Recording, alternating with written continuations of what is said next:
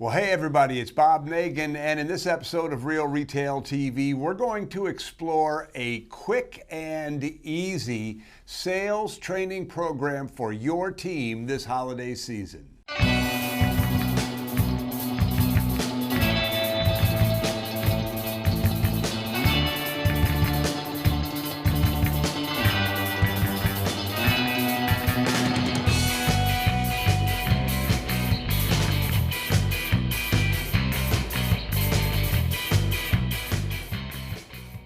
So while it is best to have an ongoing sales training program in place, the kind that you find in the Retail Sales Academy, I know a lot of people don't have formal sales training, and you also might be bringing in part-time seasonal people, and no sales training and no training at all from part-time seasonal people really leads to you leaving lots and lots and lots of money on the table.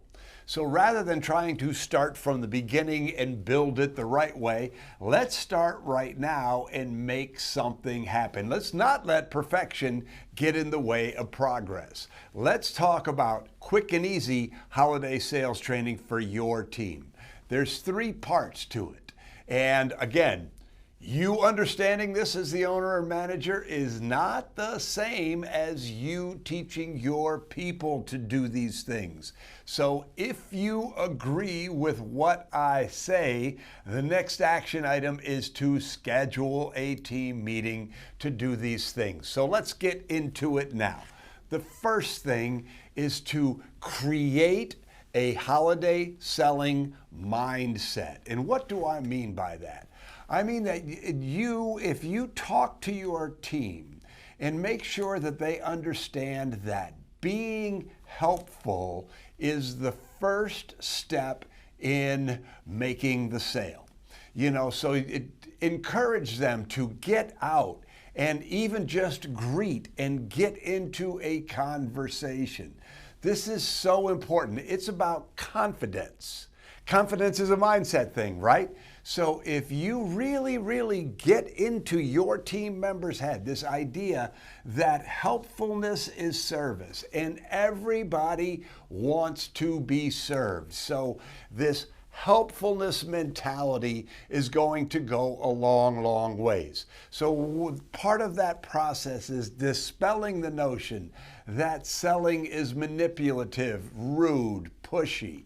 No, at the holidays, people want to buy and they also want to be helped. So if you can convince your team that just going out and being friendly and being helpful and really looking to serve your customers, you are halfway there. So this mindset piece of selling as service, and if you just go out on the floor with a heart of service, you're halfway there. The second thing is to teach them this thing that we call merchandise match. So if I go out onto the floor and I see Indy looking at something on the wall or touching a piece of fabric and just engage her in a conversation, I'm going to learn some things. And so when somebody says, I am shopping for, you need to teach your people what the appropriate thing is. So how do you do that? Really, in the beginning right now, it's quite simple. You take a pad of paper and you create a very simple matrix. And on that matrix or on that piece of paper, you match up your best sellers. So write down all of your best sellers and then write down next to them who it would be perfect for. So if Indy says, I'm looking for a present for my grandmother, your team member would know, oh, this might be an appropriate gift. So again, just helping them understand the products that you have on your floor, particularly your best sellers, and who would match up with those best sellers. Again, It ain't perfect, but it's better than nothing. Don't let perfection get in the way of progress. So the second part is just sort of fundamental product knowledge. And the third part is adding on. You see, with every single thing that you sell, there are a number of appropriate add-ons. And so this goes back to this same exercise. If these are our best sellers, what are the add-ons that are appropriate? You see, if you don't teach your people, you can't expect them to know.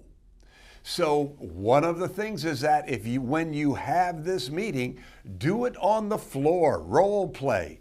Somebody comes in and, Indy, you play the grandmother. And so Indy comes in and I'm a grandmother. So you start to do role plays and you help them understand these three things. Number one, selling is service.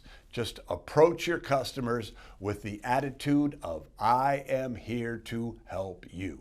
Number two, give them basic product knowledge so that they can feel comfortable and confident recommending your best sellers.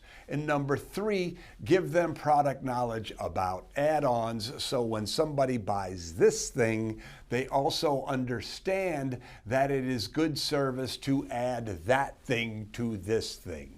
And again, this isn't perfect, but from my own shopping experience during the holidays over many, many, many years, what I see is that so many independent brick and mortar retailers just throw their team members out on the floor and hope they get the best results. And remember, hope is not a strategy. And although what I just shared with you, this quick and easy holiday training program, is not ideal, it is better than nothing. So if you haven't started yet, or if you have no plans to do holiday sales training, this is the format. This is where you start. One of the things that I will predict is that if you start right here, you just give them these three pieces of information, that the mere act of doing this quick and easy training will give you momentum. You will see the sparks in their eyes. You will see their enthusiasm for learning about what you do, because your team knows that when they know what they're supposed to do, they're more confident. And when they're more confident, they have more fun. And when they have more fun, it leads to more confidence. And what does it all lead to? It leads to more money for you. And again, if you start, it may give you momentum.